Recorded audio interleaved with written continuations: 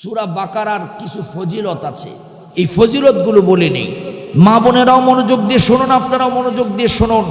এই সূরা বাকারা 286টি আয়াত, বিশাল লম্বা গরু মার্কা সূরা, তার কিছু ফজিলত আছে। প্রথম নাম্বার ফজিলত হলো, আল্লাহর নবী বিশ্ব নবী বলেন, কেউ যদি সূরা বাকারা প্রত্যেক দিন তেলাওয়াত করে, আল্লাহ রাব্বুল আলামিন সেই বান্দার বরকতের দরজা আল্লাহ খুলে দিবে।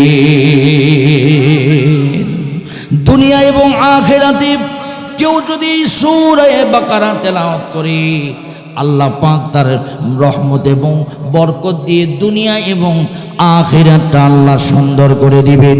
2 নম্বর মুসলিম শরীফের হাদিস, হযরত আবু উমামা রাদিয়াল্লাহু তাআলা আনহু থেকে বর্ণিত, তিনি বলেন, কেউ যদি এই সূরা বাকারা তেলাওয়াত করে, এই সূরা বাকারা তেলাওয়াতকারীকে আল্লাহ পাক কিয়ামতের দিন তাকে এই সূরা বাকারা তেলাওয়াত করার কারণে সূরা বাকারা তাকে সুপারিশ করে আল্লাহর জান্নাতে নিয়ে যাবে। শুধু তাই নয় আমার ভাইয়েরা, মুসলিম শরীফের হাদিস, আবু মাসউদ আনসারী রাদিয়াল্লাহু তাআলা থেকে বর্ণিত, আল্লাহর নবী বলেন, কেউ যদি সূরা বাকারার শেষ 3টা আয়াত তেলাওয়াত করে, 3টা আয়াতের ফজিলত বর্ণনা করতে গিয়ে বলেন, আমানার রাসূলু বিমা উনজিলা ইলাইহি মির রাব্বিহি ওয়াল মুমিনুন। এখান থেকে নিয়ে শেষ পর্যন্ত কেউ যদি তেলাওয়াত করে, এই তিনটা আয়াতে কারিমা তাকে জান্নাতে নিয়ে যাওয়ার জন্য যথেষ্ট হয়ে যাবে। জোরে বলেন সুবহানাল্লাহ। এরপরে আরেকটা হাদিসের ভিতরে আল্লাহর নবী বলেন, কেউ যদি সূরা বাকারা তেলাওয়াত করে, সূরা বাকারা তেলাওয়াত করলে তার ঘরে কোনোদিন শয়তান প্রবেশ করতে পারবে না। সূরা বাকারা কেউ যদি নিয়মিতভাবে ঘরের ভিতরে তেলাওয়াত করে, আল্লাহ পাক তার ঘরের ভিতরে নূর দান করে দিবেন, বরকত দান করে দিবেন। শুধু তাই নয়, জিন এবং ইনসান, জিন এবং শয়তান থেকে আল্লাহ তার ঘরকে রক্ষা করবে। শুধু তাই নয়, সূরা বাকারা কেউ যদি নিয়মিতভাবে তেলাওয়াত করে, এই সূরা বাকারা আল্লাহর কাছে সুপারিশ করি ওই বান্দাকে জান্নাতে নিবেন। সেই সূরা বাকারা 281 নম্বর আয়াতে কারিমা আমি তেলাওয়াত করেছি আপনাদের মাঝে আলোচনা পেশ করার জন্য। সুন্দর করে কথাগুলো বোঝার চেষ্টা করবেন। এই সূরা বাকারার আয়াত 81 নম্বর আয়াত, 281 নম্বর আয়াতে আল্লাহ বলছেন, ওয়াত্তাকু ইয়াওমান তুরজাউনা ফীহি ইলাল্লাহ সুম্মা তুওয়াফফা কুল্লু নাফসিম মা কাসাবাত ওয়া হুম লা ইউযলামুন। এই আয়াতে কারিমার শানে নুজুল আপনাদেরকে বর্ণনা করব। আয়াত তত্ত্বটা একটু বলে নেই। এই আয়াতটা কখন নাজিল হয়েছে? এই আয়াতটা নাজিল হয়েছে আবু সাঈদ বিন জুবাইর রাদিয়াল্লাহু তাআলা বলেন, এই আয়াতটা রাসূলের জীবনের সর্বশেষ আয়াত। এই আয়াতটা কোরআন শরীফের সর্বশেষ নাজিলকৃত আয়াত। এই আয়াত নাজিল হওয়ার পর আর কোনো আয়াত নাজিল হয় নাই। আবার কেউ বর্ণনা করেছেন ইজা জা আনাসরুল্লাহি ওয়াল ফাত, এরপরে আয়াত নাজিল হয়েছে। কিন্তু বিশুদ্ধ সূত্রে হলো এই আয়াত নাজিল হয়েছে। এই আয়াত যেদিন নাজিল হয় সেই দিন থেকে আমার নবী 9 দিন জীবিত ছিলেন। অন্য রিওয়ায়াতের ভিতরে এসেছে এই আয়াত যেদিন তেলাওয়াত হয়, এই আয়াত যেদিন বিশ্ব নবীর উপরে নাজিল হয়, সেই দিন থেকে আমার ভাইয়েরা তাফসীর ইবনে কাসিরের ভিতরে বর্ণনা এসেছে, আব্বাস রাদিয়াল্লাহু তাআলা থেকে বর্ণিত, এই আয়াতে কারিমা যেদিন নাজিল হয় সেই দিন থেকে 31 দিন পর্যন্ত আমার নবী বেঁচে ছিলেন। এরপরে আল্লাহর নবীর উপরে আর কোনো আয়াত নাজিল হয় নাই। নবী দুনিয়া ছেড়ে বিদায় নিয়ে চলে গিয়েছেন। জোরে জোরে বলেন সুবহানাল্লাহ। আল্লাহ নবীর জীবনের শেষ আয়াত আপনাদের মাঝে আজকে তেলাওয়াত করেছি, আলোচনা করার জন্য বসেছি। খুব মনোযোগ দিয়ে শোনেন, আপনাদের মনের খোরাক হবে, হৃদয়ের খোরাকটা হবে একটুখানি। আল্লাহ পাক বলেছেন, কেন তোমরা সেই দিনকে ভয় করবে? সেই দিন মানে হলো কিয়ামতের দিন।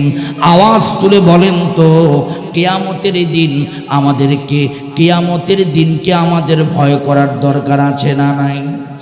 আরো জোরে বলেন, আছে না নাই? কিয়ামতের ময়দান তৈরি হয়ে যাবে, এই পৃথিবী তামা তামা হয়ে যাবে। ইযা সুলসিলাতিল আরদু জিলজালাহা ওয়া আখরাজাতিল আরদু আথকালাহা ওয়া ক্বালাল ইনসানু মা লাহা ইয়াওমা ইযিন তুহাদ্দিসু আখবারাহা বিআন্না ربك أوحى لها يومئذ يصدر الناس أشتاتا ليروا أعمالهم فمن يعمل مثقال ذرة شرا يره ومن يعمل مثقال ذرة خيرا يره। জোরে বলেন আল্লাহু আকবার। কিয়ামত যেদিন কায়েম হয়ে যাবে, হযরত ইসরাফিল যখন ফুৎকার দিবে, এই ফুৎকারের সঙ্গে সঙ্গে সারা পৃথিবী যেন তামার মতো উঠতে থাকবে, তুলার মতো উঠতে থাকবে। সারা পৃথিবীর কিছুই থাকবে না, সব কিছু ধ্বংস হয়ে যাবে, শুধু আল্লাহর ঘর মসজিদ থাকবে, আর সব কিছু উড়ে যাবে। আর কবরের ভিতর থেকে সংজ্ঞায় ফুৎকার দেওয়ার পর মানুষগুলো উঠতে থাকবে, সবাই ইয়া নাফসি ইয়া নাফসি বলে। এখন বর্তমান যে জায়গা সেটা হলো শাম দেশ, সিরিয়ার দেশ। ওই শাম দেশের দিকে রওনা হতে শুরু করবে, ওই জায়গা হবে হাসরের ময়দান। আমার ভাইয়ের, আমার প্রিয় বন্ধুগণ, সেই কিয়ামতের ময়দানে সব বান্দারা আল্লাহর কাছে দাঁড়িয়ে যাবে। একমাত্র আমাদের রব হবেন আহকামুল হাকিমিন। খুব মনোযোগ দিয়ে শুনবেন, আল্লাহ পাক ছাড়া আর কেউ বিচারক থাকবে না। আলাইসাল্লাহু বিআহকামিল হাকিমিন। সেই দিন আল্লাহ হবে বিচারক, নবী হবে সরকারি উকিল। সেই দিন দুনিয়ার কোনো উকিল থাকবে না। সব মানুষগুলো সেদিন সব ক্ষমতার বাহাদুরি রেখে মানুষগুলো আল্লাহর কাছে দাঁড়িয়ে যাবে।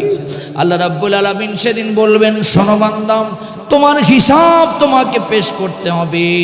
কিয়ামতের দিন আল্লাহ পাক আমাদের আমল নামাগুলো ভিডিও করে রেখেছেন। মা ইয়ালফিযু মিন কাওলিন ইল্লা লাদাইহি রাকীবুন আতীদ। সব ভিডিওগুলো উপস্থাপন করবে।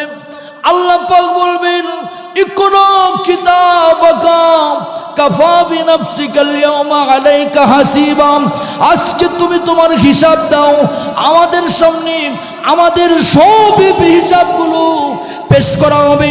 কে ভালো আমল করেছে, কে মানুষের সাথে জুলুম করেছে, সব যখন পেশ করা হবে, আমরা তখন বলবো, আল্লাহ আর কিছু নাই তো। আল্লাহ পাক বলবেন, লা ইউগাদিরু সগীরাতাও ওয়ালা কাবীরাতান ইল্লা আহসাহা। পৃথিবীতে যা কিছু আছে সব তোমার আমলনামায় এখানে রেকর্ড করা আছে, একটা কথাও তোমার বাদ দেওয়া হয় নাই। কিয়ামতের দিন এমন একটা অবস্থা হবে, সবাই যেন পাগলের মতো হবে। ইয়া নাফসি ইয়া নাফসি বলবে, মা তার সন্তানকে চিনবে না, সন্তান তার মাকে চিনবে না।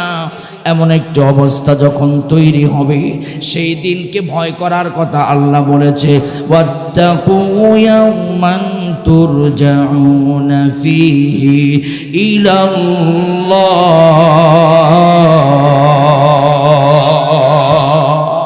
সেই দিনকে ভয় করা আমার ভাইয়েরা। এই আয়াতে কারিমার একটি শানে নজর আছে, লম্বা করব না, সংক্ষিপ্ত করে দুইটা ফোঁটা চোখের পানি আপনাদের কাছ থেকে নিব। আল্লাহর নবী এই আয়াতে কারিমা যেদিন নাজিল হয় আমার নবীর উপরে, বিশ্ব নবী প্রচণ্ড অসুস্থ ছিলেন। আল্লাহর নবীর শরীরটা প্রচণ্ড অসুস্থ ছিলেন। নবী উঠতে পারে না, নবী বসতেও পারে না, নবী হাঁটতেও পারে না। এমনকি সাহাবীরা আল্লাহর নবী জামাতে অংশগ্রহণ করতে পারলেন না, নামাজি আল্লাহর নবীর অনুমতিতে আবু বকর জামাতে নামাজ আদায় করলেন, ইমাম হয়ে গেলেন। আবু বকর নামাজে দাঁড়িয়ে দাঁড়িয়ে চিন্তা করলেন, হয়তোবা নবীর জীবনে আর কোনোদিন জামাত কায়েম হবে না, নবী আর কোনোদিন হয়তোবা জামাতে নামাজ পড়াতে পারবে না। আমার ভাইয়েরা, বিশ্ব নবী আয়েশাকে বললেন, আয়েশা আমাকে সুন্দর করে একটু ধরো, আমি জামাতের দৃশ্যটা দেখি। আয়েশা ধরলেন, আল্লাহর নবী অসুস্থ শরীর নিয়ে জামাতের দৃশ্যটা দেখলেন। দেখে আমার নবী বললেন, আয়েশা রে, এই জামাতকে কায়েম করার জন্য তায়েফের ময়দানে মার খেয়েছি, উহুদের ময়দানে দন্দান মোবারক শহীদ করে দিয়েছি। আমার জীবন থেকে ওই মক্কা ছেড়ে মদিনায় আমি রওনা দিয়েছি, এই জামাত আজকে কায়েম হয়েছে। আল্লাহর নবী আবার শুয়ে পড়লেন। সাহাবীরা বিশ্ব নবীকে দেখার জন্য আসলেন, আল্লাহর নবীকে দেখার জন্য আসলেন। নবী কথাও বলতে পারেন না, এমনকি মেসওয়াকও চাবাইতে পারেন না। আমার নলডুবির মুসলমান, যদি আজকে বোঝেন আলোচনাটা, আপনার ভাগ্যের পরিবর্তন হয়ে যাবে। যেই নবীর জীবনের আগের গুণ আল্লাহ মাফ করে দিয়েছি, পরের গুণ আল্লাহ মাফ করে দিয়েছি। যে নবীর হা বললে হালাল, না বললে হারাম, সেই নবী মেসওয়াক পর্যন্ত চিবাইতে পারেন না। আমার ভাইয়েরা, সেই সময় জিবরাইল চলে আসলো, এসে বলল, ইয়া রাসূলুল্লাহি, ইয়া হাবিবাল্লাহি, আপনি মরণের পর কোথায় ঘুমাবেন? আল্লাহ রাব্বুল আলামিন আপনাকে প্রস্তাব দিয়েছেন, মরণের পর আল্লাহ পাক আপনার লাশটা আরশে আজিমে উঠায় নেবেন। আমার নবী বললেন, না না না না, আমি উম্মতের মাঝে এই মাটির ভিতরে আমি ঘুমাইতে চাই। আমার ভাইয়ের, আমার প্রিয় বন্ধুগণ, বিশ্ব নবীকে আম্মা জান আয়েশা সুন্দর করে মেসওয়াকটা চিবিয়ে দেয়, আর নবী মেসওয়াক করে। আমার ভাইয়েরা, সাহাবীরা দেখতে আসলেন, এসে নবীকে দেখে কান্নাকাটি শুরু করলেন। সাহাবীরা, নবীর চেহারাটা ফ্যাকাশে হয়ে গিয়েছে, নবী যেন উঠতে পারতেছে না, বসতেও পারতেছে না। যে নবীর শরীরের ভিতরে 40 জন যুবকের শক্তি আল্লাহ পাক দিয়েছেন, সেই নবী এমন অবস্থা। হযরতে সাহাবীরা দাঁড়িয়ে দাঁড়িয়ে কান্নাকাটি করে। আল্লাহর নবী দেখেন তার 10 বছরের খাদেম আনাস রাদিয়াল্লাহু তাআলা আনহু নাই। আল্লাহর নবী বললেন, আমার আনাস কোথায়? আল্লাহর নবীকে সাহাবীরা বললেন, গতকালকে থেকে আনাসকে আমরা খুঁজে পাচ্ছি না, আমার আনাসকে ধরে নিয়ে আসো, এই মুহূর্তে খুঁজে বের করো। সাহাবীরা নবীর কথায় পাগল পারা হয়ে গেলেন, আনাসকে খুঁজে বের করে নবীর সামনে হাজির করলেন। আনাসের শরীরের ভিতরে ময়লা, কাপড়গুলো কেমন যেন জীর্ণ শীর্ণ। আল্লাহর নবী জিজ্ঞাসা করলেন, হে আনাস, সব সাহাবীরা আমার কাছে এসেছে, তুমি কেন আসো না? আল্লাহর নবীকে আনাস বলেন, ইয়া রাসূলুল্লাহ, ইয়া হাবিবাল্লাহ, আপনি অসুস্থ, আর আপনি যখন জামাতে হাজির হতে পারেন নাই, আমার মন বলেছে আপনি দুনিয়া থেকে বিদায় নিয়ে চলে যাবেন। আর আমি আল্লাহর কাছে ওই পাহাড়ের পাশে দাঁড়িয়ে দাঁড়িয়ে আমি আল্লাহর কাছে মুনাজাত করতেছি, আল্লাহ আমার হায়াত থেকে কেটে আমার বিশ্ব নবীর হায়াত বাড়ায় দাও। আল্লাহর নবী আনাসকে বললেন, আনাস শোনো, হে সাহাবীরা শোনো, আল্লাহ পাক আমাকে জানায় দিয়েছেন, ইন্নাকা মাইয়িতু ওয়া ইন্নাহুম মাইয়িতুন।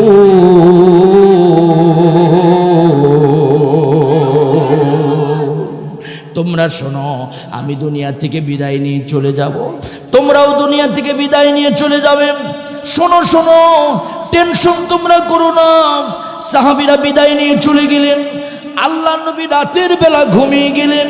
আল্লাহর নবী শরীরটা এমন দুর্বল, মাঝে মাঝে নবীর মাথার ভিতরে জ্বর আসতেছে, জ্বর পট্টি দিয়ে দিচ্ছে। হযরতে আয়েশা আর বারবার নবীর কাছে বারবার জিজ্ঞাসা করতেছে, নবী চোখটা উঠাইতে পারতেছে না। হঠাৎ করে আল্লাহ পাক জিবরাইলকে প্রেরণ করে দিলেন, জিবরাইল যাও এই মুহূর্তে বিশ্বনবীকে বলো আল্লাহ পাক তাকে জানায়া দিয়েছেন, ওয়াত্তাকু ইয়াওমান তুরজাউনা ফীহি ইলাল্লাহ। আল্লাহ পাক জানায়া দিয়েছেন, হে নবী, ওয়াত্তাকু ইয়াওমান তুরজাউনা ফীহি ইলাল্লাহ, আপনি আল্লাহকে ভয় করুন, আপনি কিয়ামতের দিনকে ভয় করুন। আমার নবীর উপরে জিবরাইল যখন এসেছে, এই আয়াতে কারিমা যখন নবীর উপরে নাজিল করে দিয়েছেন, নবীর শরীরটা খুব ঘামতেছিল।